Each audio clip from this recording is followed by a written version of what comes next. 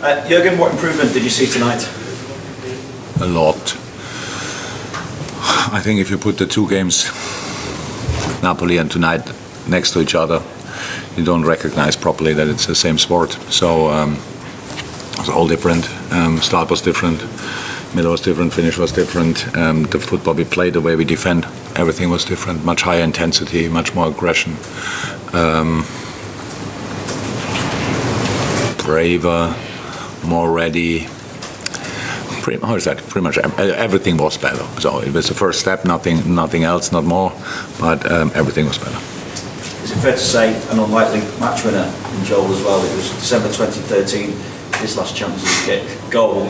That was when obviously he was playing for Schalke. But I just wonder how significant a moment you feel it is, particularly just getting over the line in this game to take it into the international break. It's very important, but I think the story of the game is kind of a bit of typical. Not for our season so far, just more because usually we are 1-0 down now, but for the situation we are in. You do a lot of good stuff. We played a really good game. I don't know the exact number, but I think we had 25 finishes, I heard, which is good. Against a strong side, full of confidence side, absolutely convinced about the way they play, and we caused them a lot of problems. Our high press was good, the midfield press was good. Could have been better in moments, but was generally good. And then you concede, we are 1-0 up, and then you concede with the first chance of the opponent, the 1-0, the equalizer. So that's what I mean is typical, like a proper setback. Reaction was okay, not perfect, but okay. But in halftime, we told the boys that after the goal, our pressing was didn't look as convinced anymore as before.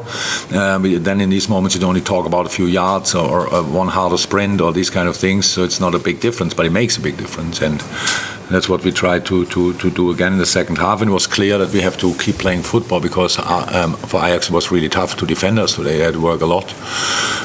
And you saw it immediately after half-time. Was a bit more aggression from their side, so little fouls, not harsh fouls, but interruptions like this, and it's always a sign that, okay, they'll give us time. But we did really well. We had these quick set pieces, like quick restarts with Thiago, stuff like this, where we tried to make an advantage in these moments. And sometimes you have to wait a bit longer. But that it was a set piece, and I think nobody was surprised because our set piece tonight were really good, and I have no idea why we didn't score earlier from them because pretty much each set piece was a threat, if I'm right. And yeah, great goal. Then ball not in. Then linesman raised his flag, which I really don't know why. Maybe he saw first that the goal is in, or he has it as well on his watch. I don't know. And then big celebrations, and the face of Joel showed exactly how we all felt in this moment. Sam? Yeah, just off the game tonight, Todd Bowley, the Chelsea owner, has said he favours a North-South all-star game in English football like they have in the NBA. Just given that he doesn't hesitate. He doesn't wait long. Oh, great. When he finds a date for that, he can call me.